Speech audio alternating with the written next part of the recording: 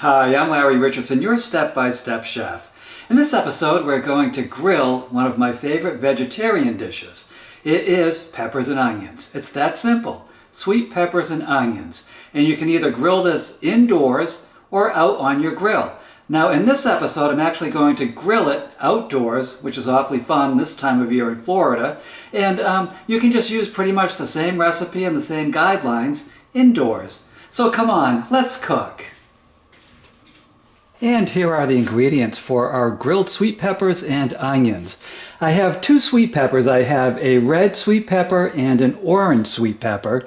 And I recommend that you not use green bell pepper with this because it tends to have a little bit of a bitterness to it. So see if you can find these sweet peppers in some form.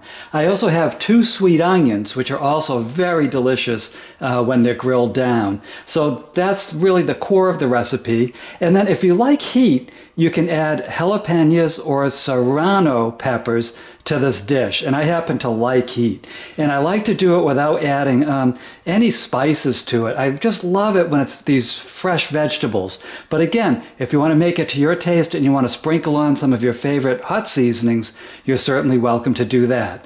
We're also going to use a teaspoon of salt and 2 tablespoons of vegetable oil. And that pretty much does it. That's all we need to make this delicious vegetarian dish. So let me show you how to put it all together. And before we get started chopping up the vegetables, I'd just like to make a point that to cook vegetables on a grill, you really want to get one of these pans.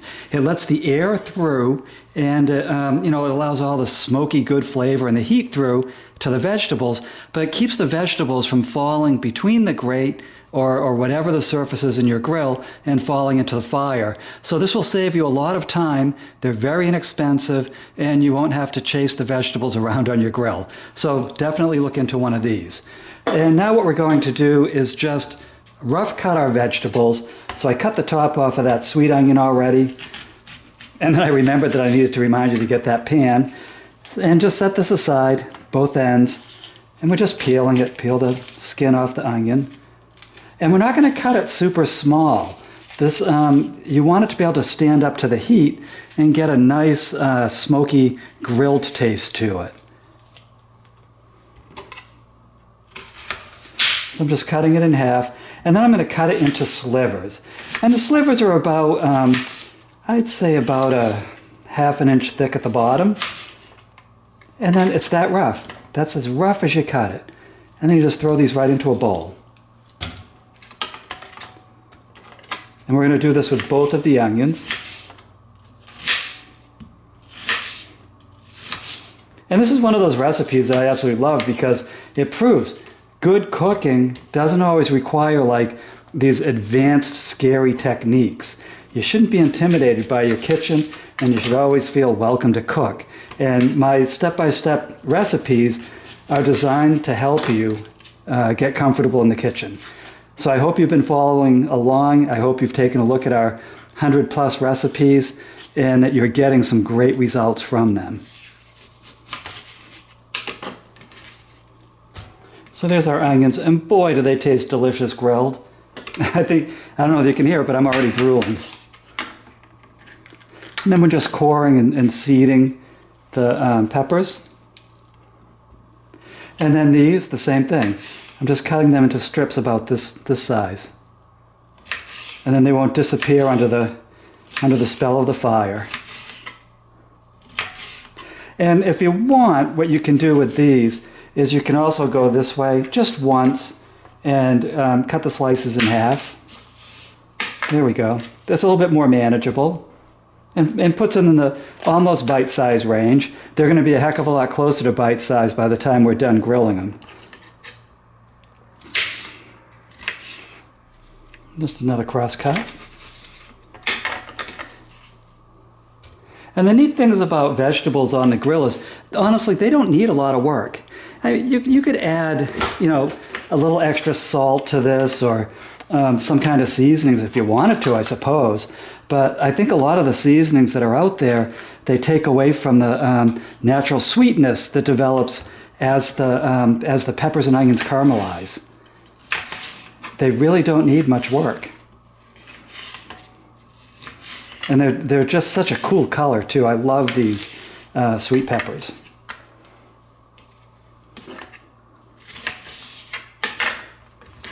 And they're really good for you too.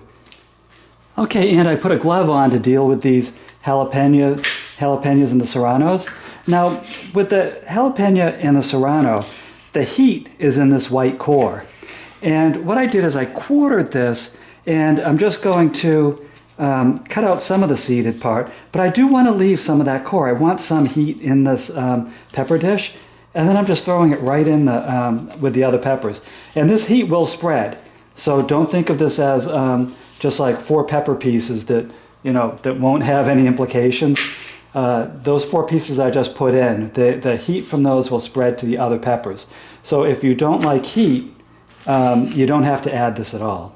And with the serrano, because it's so thin, I'm just cutting that into halves, lengthwise, and just taking out some of the seed, and then I'll throw this in too. And the other reason I leave these a little bit big is sort of as a warning to people who are eating this pepper dish that, that they're hot. If I hid these in the dish, people would be getting surprises. And now all I'm doing is stirring in our 2 tablespoons of vegetable oil. And don't overdo the oil, because we certainly want to make this a little bit non-stick on the non-stick, and it helps it to cook a little bit more evenly too. But if you overdo the oil, you're going to end up with a greasy dish of vegetables, and you don't want that. And then we're just going to sprinkle our salt on. Measure it out if you're not sure, but that should be enough. And then all I do is just stir it up. Try to get that oil on all the vegetables. Again, it's just a nice thin coat. I don't want to turn this into a fry fest. Just kind of tap the veggies, and as they're cooking, I'm going to have to move them around in the pan. So, you know, the oil, even more oil would be spread onto the vegetables at that point. But you can see this is going to be delicious, and you wait until you see after this grills. And they grill pretty fast, so it's not going to take us long to get this done.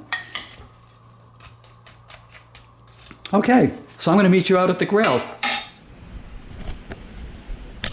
So here we are outdoors on a beautiful summer night.